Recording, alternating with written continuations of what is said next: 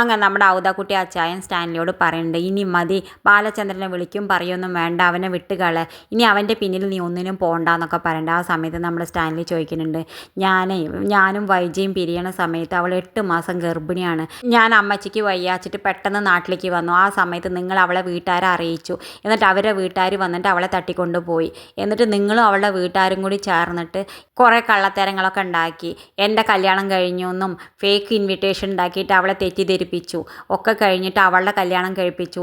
ഒക്കെ എനിക്കറിയാം. പിന്നെ ആ കുട്ടീനെ നിങ്ങൾ എന്താ ചെയ്ത്, അവൾ പ്രസവിച്ച കുട്ടി എന്താ ചെയ്തെന്ന് ചോദിക്കേണ്ടത് നമ്മുടെ സ്റ്റാൻലി കുട്ടി അച്ചായനോട്. എന്തായാലും അച്ചായൻ കുറേ ഉരുണ്ടൊക്കെ കളിക്കുന്നുണ്ട്. പിന്നെയും നമ്മുടെ സ്റ്റാൻലി തുടങ്ങുന്നുണ്ട്, എന്നിട്ട് നിങ്ങൾ എൻ്റെ അടുത്ത് വന്നിട്ട് എന്താ പറഞ്ഞേ, ഞാൻ കോമയിൽ നിന്ന് എണീക്കണ സമയത്ത് ഞാൻ ഒരു ആക്സിഡൻറ്റ് പറ്റി കോമയിൽ കടന്നു, എന്നിട്ട് നിങ്ങൾ എന്നോട് വന്നിട്ട് എന്താ പറഞ്ഞേ, അവളുടെ കല്യാണം കഴിഞ്ഞു, അവൾക്ക് കുട്ടികളുണ്ടായിരുന്നു, അങ്ങനെ 2 കൂട്ടരെയും നിങ്ങൾ രണ്ടാളും കൂടി ചേർന്നിട്ട് ഒന്നിച്ചിട്ട് ഞങ്ങൾ രണ്ടാളെയും തെറ്റിദ്ധരിപ്പിച്ചിട്ട് വേർപിരിപ്പിച്ചു അല്ലേ, ഞങ്ങൾ രണ്ടാളെ എന്ത് തെറ്റാ ചെയ്ത, വേറെ ജാതിക്കാരായത് ഞങ്ങൾ എന്താ ചെയ്തതെന്നൊക്കെ പറഞ്ഞിട്ട് നമ്മുടെ സ്റ്റാൻലി ഒരുപാട് വിഷമം പറയുന്നുണ്ട്. അതൊക്കെ വിട്, ഇപ്പം നിൻ്റെ നന്മയ്ക്ക് വേണ്ടിയിട്ടല്ല അങ്ങനെയൊക്കെ ചെയ്ത്, അതൊക്കെ വിട്ടുകളയെന്ന് പറഞ്ഞിട്ട്. ശരി പോട്ടെ, ആ കുട്ടീനെ നിങ്ങൾ എന്താ ചെയ്തതെന്ന് പറയുമ്പോൾ എനിക്കറിയില്ല, ആ കുട്ടി ചാപിള്ളയെന്നാണ് ഞാൻ കേട്ടത്.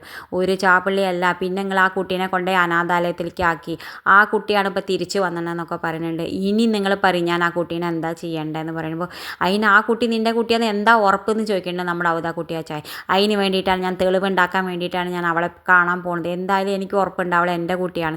ഞാൻ എന്തായാലും അവളെ ഇങ്ങോട്ട് കൊണ്ടുവരാൻ തീരുമാനിച്ചോ അപ്പച്ചാന്നൊക്കെ പറയണ്ടേ. എന്തായാലും നീ വേണ്ടാത്ത പണിക്കാണ് പോണത്, നീ എന്താ വെച്ചാൽ സൂക്ഷിച്ച് കളിച്ചോ, പക്ഷെ ഞാൻ ഒന്നിനുമില്ല, ഞാൻ നാളെ രാവിലെ ആ സ്ഥലം വിടുന്നൊക്കെ പറയുന്നത് നമ്മുടെ ഔദാക്കുട്ടി അച്ചായൻ. എന്തായാലും സ്റ്റാൻലി നാളെ അലീനെ കാണാൻ പുറപ്പെടുകയാണ്.